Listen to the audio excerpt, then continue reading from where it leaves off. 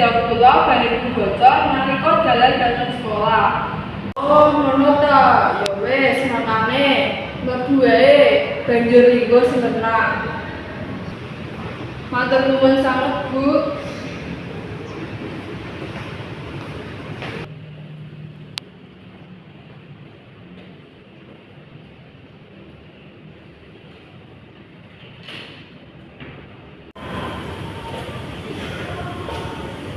Rani, kowe wis ngerjakke tugas winginane durung? Wis, Bu, punika kula sampun nyiapaken buku tugasipun. Sekedhap nggih, Bu.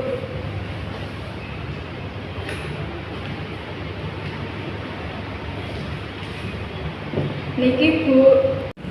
Wah, apik. Terus kayak ngono ya, kowe panjen sregep. Matur nuwun sanget, Bu. Kula mesti badhe nyobi sinau, langkung sregep malih. Ngono kuwi sing becik, kowe dadi tuladan kanggo kanca-kanca. Kula nyuwun pangapunten sanget menawi boten saged kali tulodo ingkang sae sedaya wekdal. Ora apa-apa, jenenge manungsa mesti ana kekurangane.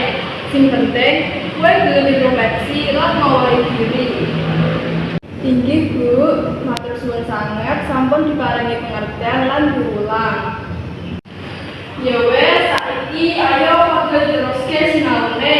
Buka buku praktek halaman 40.